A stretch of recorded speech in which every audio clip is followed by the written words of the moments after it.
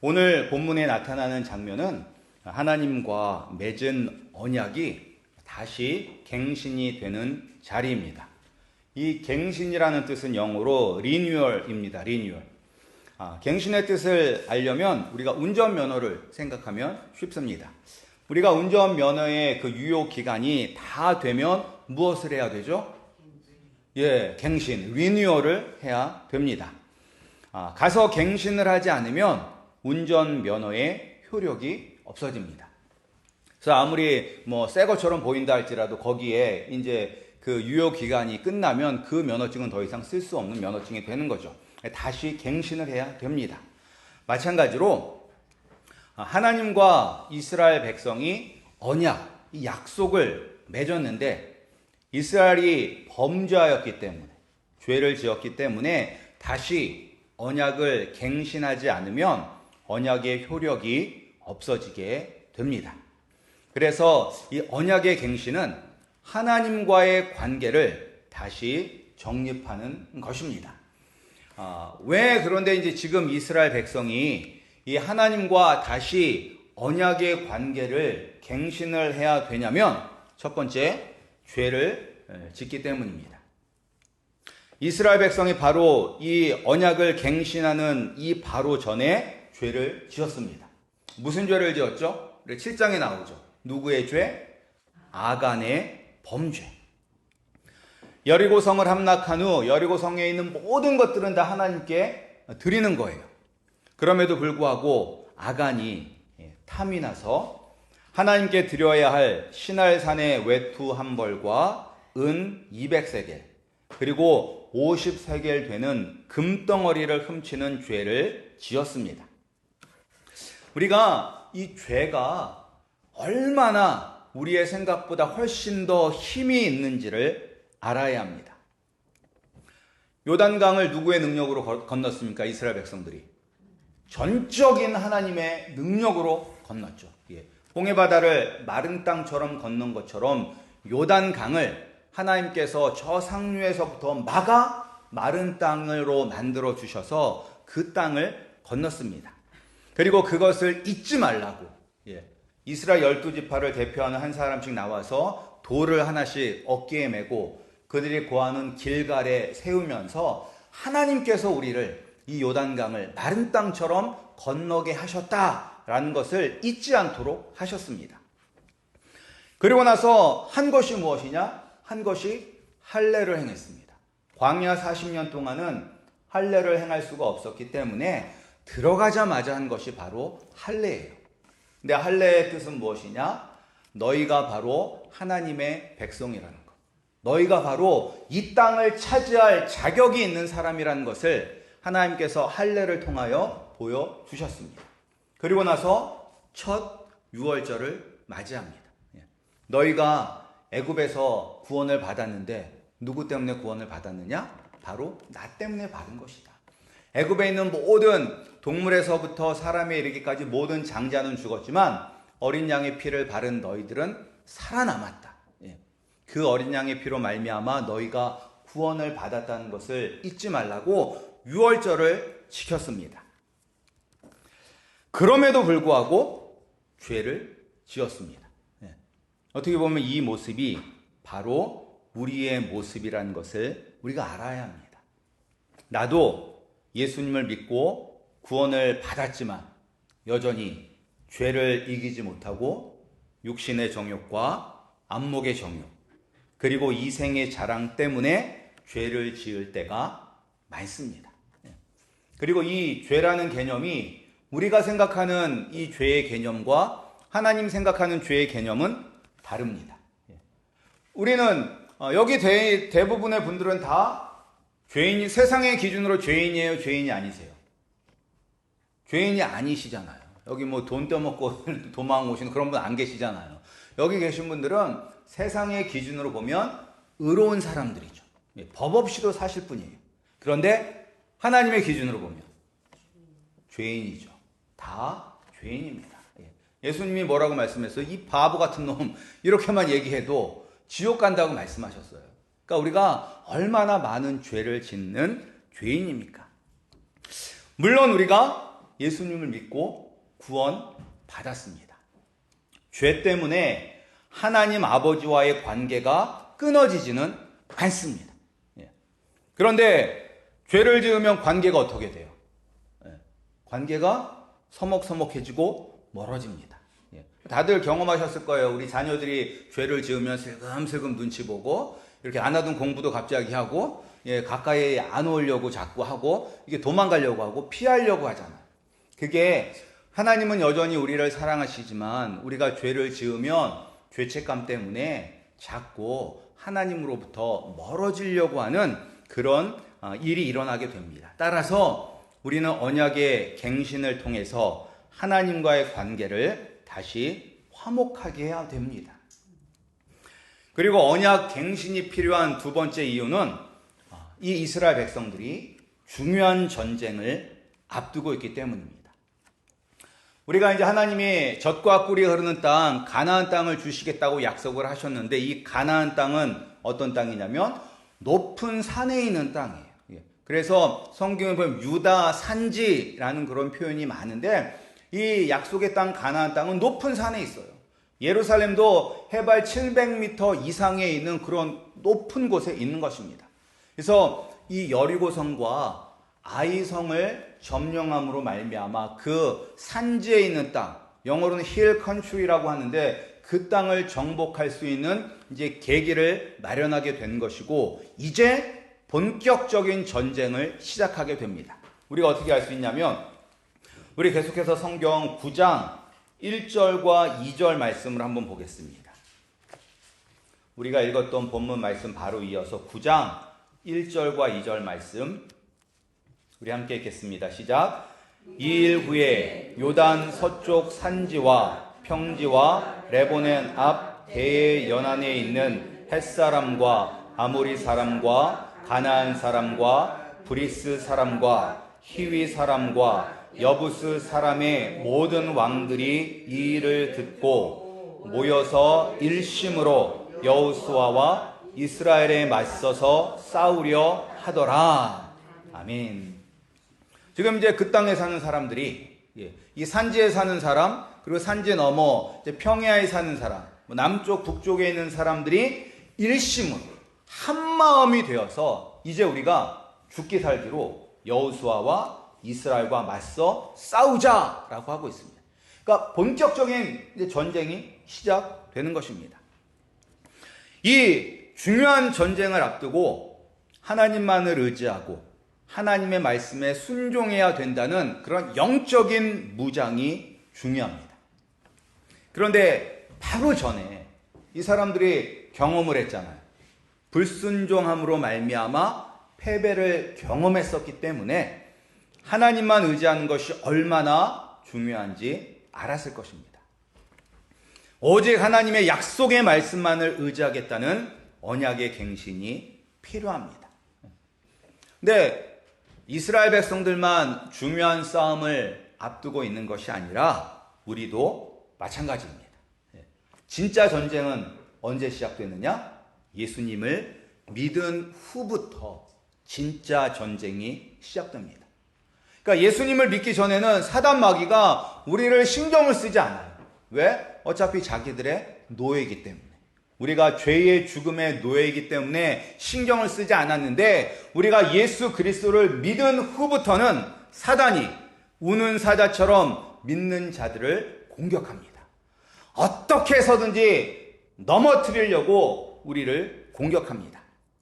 그래서 우리가 싸우는 싸움은 혈과 육의 싸움이 아니라 영적 전쟁입니다.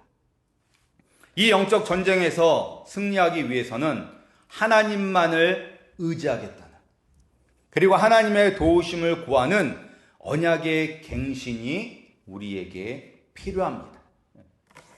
이제 그렇다면 어떻게 언약을 갱신해야 하는가? 언약의 갱신은 예배를 통해서 이루어집니다. 예배를 통해서. 먼저 이제 이 사람들이 에벨산 앞에 제단을 쌓고 제사를 드렸는데 그것이 바로 구약의 예배를 의미하는 것입니다. 그러니까 하나님께 예배를 드린 거예요. 언약의 갱신을 하기 위해서 하나님과 우리의 관계를 다시 올바르게 세우기 위해서 필요한 것은 바로 예배인데, 어떤 예배가 필요하냐면 말씀대로 예배가 이루어져야 합니다. 그래서 오늘 이 말씀을 보면 계속해서 모세가 이야기한 대로 하나님이 말씀하신 대로 행했다라고 얘기를 해요. 여호수아와 이스라엘 백성들이 자기가 생각을 해서 자기의 마음대로 예배를 드린 것이 아니라 모세가 이야기한 대로 하나님이 말씀하신 대로 예배를 드렸습니다. 그래서 우리가 예배를 드릴 때도 우리는 말씀대로 예배를 드려야 합니다. 혹시 열린 예배 아니면 구도자 예배, Seekers Service라는 그런 말을 아마 들어보신 분들이 있을 것입니다. 이것이 1990년대 말부터 한 2000년대 초에 미국도 그렇고 한국에서도 엄청나게 유행했던 예배의 형식입니다. 그래서 미국에 이제 우리가 이름만 대면 아는 교회, 윌로우 크릭 교회라든지 새들백 교회도 이 열린 예배를 드렸었고, 그리고 한국에서도 이제 많은 큰 교회들도 많이 열린 예배를 드렸어요. 왜 드렸냐면 이제 자꾸 교회의 성도들이 줄어들고 젊은이들이 빠져나가니까 이런 젊은이들이라든지 그런 성도들을 다시 전도하기 위해서 열린 예배를 드렸습니다. 근데 이제 우리가 예배를 보는 시각이 크게 두 가지가 있어요. 예배를 드릴 때 어떻게 드려야 한다라는 것. 첫 번째는 하나님이 말씀하신 대로 드려야 된다가 있고요. 두 번째는 하나님이 금지하지 않으셨다면 마음대로 드려도 된다. 이 두 가지가 있어요. 열린 예배는 어디에 속하는 것일까요? 두 번째에 속하는 거예요. 하나님이 금지하지 않으셨으니까 우리의 생각대로 한번 우리의 마음대로 드려보자가 바로 열린 예배인 것입니다. 그래서 왜 열린 예배라는 이름이 들고 Seekers Service라고 불리냐면 믿지 않는 사람들이 와서 예배 드릴 수 있도록 하기 위해서 예배 형식이 약간 콘서트처럼 됐어요. 콘서트처럼. 믿지 않는 사람들도 그냥 부담감 갖지 않고 그냥 교회에 와서 콘서트처럼 진행되는 예배를 보라고 그렇게 한 거예요. 그런데 이제 시작부터가 잘못된 거죠. 그거는. 예배는 누구에게 드리는 것입니까? 하나님께 드리는 것이죠. 하나님께 예배를 드릴 수 있는 사람은 믿는 사람입니까? 믿지 않는 사람입니까? 믿는 사람만 예배를 드리는 거예요. 믿지 않는 사람은 예배를 드릴 수가 없어요. 왜? 예수님을 알지 못하는데, 예수님을 구세주로 영접하지 않았는데 어떻게 예배를 드릴 수가 있습니까? 그래서 그런 예배 형식부터가 잘못이 된 것입니다. 그래서 우리는 예배를 드릴 때 하나님께서 하라는 대로 예배를 드려야 돼요. 그래야지 하나님께서 기뻐하시는 예배를 드릴 수가 있는 것입니다. 그래서 예배는 하나님께서 하라는 대로 드려야 된다. 그리고 이제 예배 가운데 우리는 가장 중요한 것이 말씀입니다. 말씀. 그런데 이제 이 천주교 계통의 교회들은 말씀이 중요하지 않아요. 말씀보다는 형식이 중요합니다. 그래서 제가 저보다 더 연배가 많으신 분들이 군대에 가셨을 때는 어쩐지 모르겠는데, 제가 이제 군대 갔었을 때도 훈련병 때 종교 행사를 합니다. 종교 행사라면 천주교, 불교 이제 교회 세 군데를 가는데 아이들이 제일 안 가는 곳이 천주교예요. 왜냐면 계속 일어나라고 했다, 앉았다라고 했다, 일어나라고 했다, 앉았다라고 해서 애들이 잘 시간이 없어요. 그래서 천주교를 제일 애들이 안 가요. 그런데 이제 천주교는 말씀보다는 그런 형식이 중요한 것입니다. 형식이. 그런데 우리는 형식이 중요한 것이 아니라 말씀입니다. 우리를 거룩하게 하는 것은 형식이 아니라 말씀이고, 우리를 구원하는 것도 말씀입니다. 하나님은 말씀을 통해서 일하십니다. 그리고 성령님이 하시는 일 중에서 가장 중요한 일은 무엇일까요? 성령님이 하시는 일. 방언하는 것, 예언하는 것, 병든 자를 고치는 것, 그런 것도 물론 하실 수 있지만 성령님이 하시는 가장 중요한 일은 말씀을 깨닫게 하시는 것입니다. 말씀을 깨닫게 하시는 것. 성령님의 은혜가 있어야지 우리가 말씀이 깨달아지고 그 말씀을 붙잡고 살아갈 수 있는 믿음이 생기게 되는 것입니다. 따라서 말씀이 가장 중요합니다. 그런데 말씀에는 오늘 본문을 보면 두 가지 말씀이 있습니다. 축복의 말씀과 저주의 말씀이 있습니다. 어떤 말씀이 중요할까요? 둘 다 중요하죠. 그러면 우리 성도님들은 어떤 말씀을 좋아합니까? 어떤 말씀을 좋아하십니까? 축복의 말씀을 좋아하죠. 그래서 어떤 교회는 저주에 관한 이야기는 일철하지 않는 교회도 있습니다. 죄에 대해서 절대 이야기하지 않습니다. 왜? 사람들이 싫어하니까. 그런데 오늘 지금 이 이스라엘 백성들이 하나님께 예배를 드리고 이스라엘 그 절반은 이 에발산 앞에 서 있고 그리고 절반은 그리심 삶 앞에 서 있거든요. 그러면서 이제 축복의 말씀과 저주의 말씀이 선포가 되는데 어떤 말씀이 훨씬 더 양이 많을까요? 저주의 말씀입니다. 저주의 말씀. 네, 우리 한번 그 신명기 27장을 한번 보겠습니다. 이 여호수아 바로 앞에 있는 신명기 27장 말씀.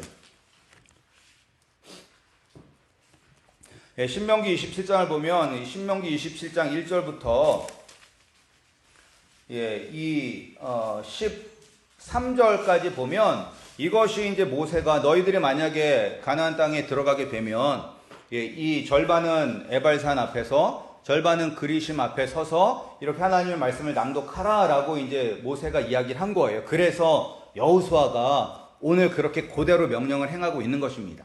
근데 여기 보면 바로 이어서 무슨 말씀이 나오냐면 저주의 말씀이 나와요. 에발산에서 선포한 저주라고 해서 14절에서 이제 레위 사람은 큰 소리로 이스라엘 모든 사람에게 말하여 이르기를 하면서 마지막 26절까지 다 저주의 말씀이 나옵니다.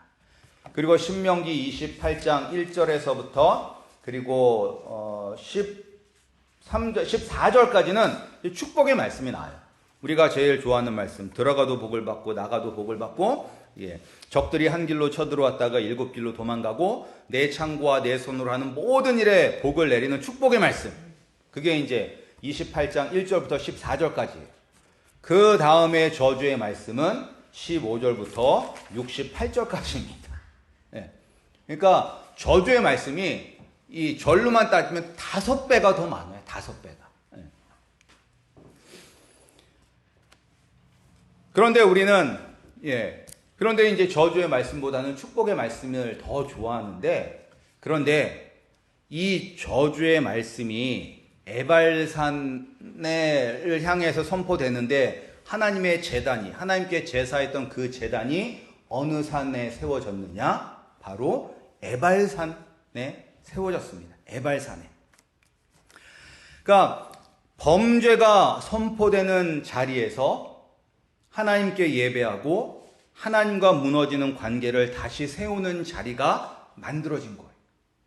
그러니까 하나님은 누구 편이다? 하나님은 의인의 편이 아니라 죄인의 편이시다. 죄인을 불쌍히 여시고 죄인을 구원하기를 원하시는 분이시다.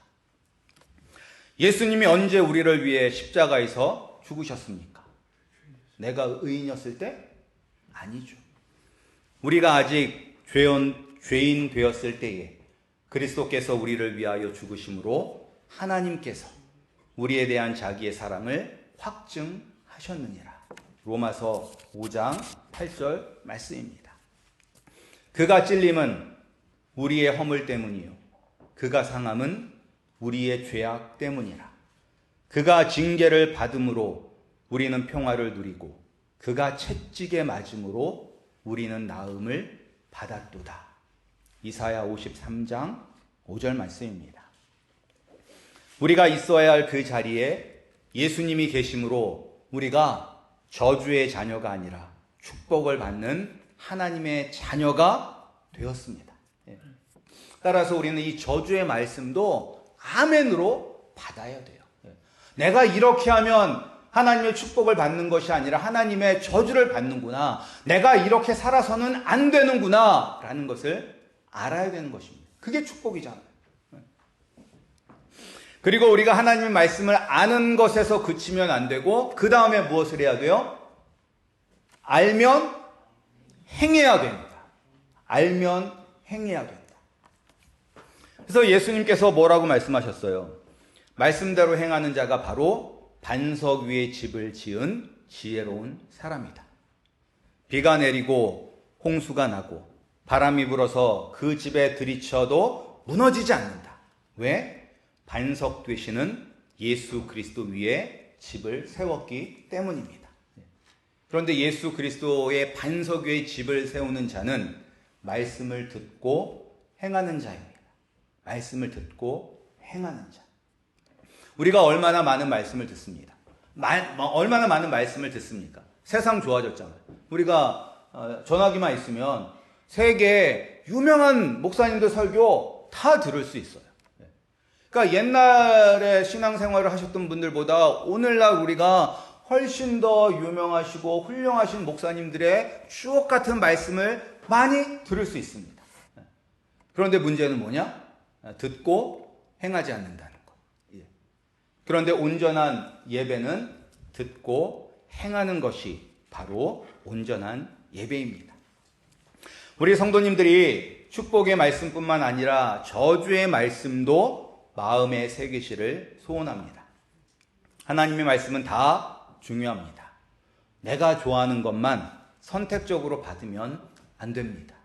오히려 저주의 말씀을 명심하여 하나님의 분노와 징계를 받는 일을 하지 않고 축복받는 우리 브라이어드 한인교회 성도님들이 되시기를 소원합니다. 그리고 마지막으로 이 언약 갱신의 예배를 드릴 때는 온 세대가 함께 예배해야 됩니다. 온 세대가. 오늘 하나님께 예배드리며 축복과 저주의 말씀이 선포되는 자리에 누가 있습니까? 여호수아와 제사장들 그리고 백성의 지도자들인 장로들만 있었습니까? 아니면 정복 전쟁을 하는 남자들만 있었습니까? 아니죠. 오늘 말씀 우리 그 마지막 35절에 보면 남자와 여자, 아이들 그리고 외국인들까지도 다 예배에 참석하였습니다. 그러니까 온 세대가 예배에 함께 참여한 것이 중요합니다. 앞으로 우리 교회에 아이들이 가득하기를 소원합니다. 아이들이 없으면 어떻게 되는 거죠? 죽는 거죠. 없어지는 거죠. 유럽의 교회들, 그때 그 찬란했던 그 교회들도 결국 이제 애들이 없어서 다 망해서 이슬람 사원이 되고 술집이 된다고 그러잖아요. 따라서 우리 교회의 아이들이 앞으로 가득하기를 소원합니다. 근데 이제 이건 모든 교회들이 다 소망하는 것일 거예요. 모든 교회들이. 그런데 실제적으로 보면 아이들이 고등학교를 졸업하면 3분의 2가 교회를 떠난다고 합니다. 그리고 거의 예외는 없는 것 같아요. 제가 지금까지 거쳐왔던 교회들도 거의 다 마찬가지예요. 근데 이제 이렇게 떠났던 아이들 가운데 3분의 1이 나중에 교회로 돌아온다고 합니다. 언제? 새끼를 낳을 때. 새끼를 낳아보니까 내 마음대로 되는 게 하나도 없어서 의지할 곳이 필요해서 그래서 이제 교회로 돌아온다고 합니다. 그래서 이제 우리가 자녀들을 위해서 비록 지금은 교회를 다니지 않는다 할지라도 계속 기도해야 됩니다. 근데 또 감사한 것은 애들이 교회가 싫어서 교회를 떠났지만 그들이 영적인 목마름이 있다고요. 영적인 목마름이. 따라서 우리가 이제 자녀들을 위하여 기도해야 되는 것입니다. 그래서 제가 이제 오늘도 종이를 나누어 드렸죠. 지난주에 있어서 오늘도 이제 종이를 나누어 드렸는데 전도할 사람이 없다고 고민만 하시지 마시고 자녀 이름도 쓰셔도 됩니다. 한국에 있는 부모님이 교회를 안 다니시면 부모님 이름을 쓰셔도 되고 형제들 쓰셔도 되고 꼭 우리 교회에 나와야지만 우리가 전도하는 것은 아닙니다. 우리가 간절히 기도하여 교회를 떠났던 자녀들이 그들이 있는 그곳에서 교회를 나간다면 다시 주님께로 돌아간다면 그것도 우리가 하나님이 기뻐하시는 큰 일을 하는 것입니다. 그리고 이제 또 이 예배가 왜 중요하냐면 정기적으로 교회를 가는 성도가 집에서 자녀들과 말씀을 보고 기도하고 예배를 드리면 그렇게 했던 자녀들의 90%는 예수님을 떠나지 않는다고 합니다. 그러니까 우리가 예배의 온 세대가 함께 드리는 것이 중요하고 또한 그것이 하나님이 기뻐하십니다. 우리 브라이어드 한인 장로교회가 하나님이 기뻐하시는 예배가 드려져서 날마다 하나님 아버지와 꼭 하나가 되어 떨어지지 않는 언약의 갱신을 이루시기를 소원합니다. 하나님이 말씀하신 대로 드려지는 예배, 축복과 저주의 말씀 모두가 아멘으로 화답되고 말씀대로 살아가는 은혜가 나타나는 예배, 그리고 아이에서부터 어른들까지 전 세대가 하나가 되어 드리는 예배, 그런 예배가 드려지는 우리 브라이어드 한인 장로교회가 되기를 주님의 이름으로 축복합니다.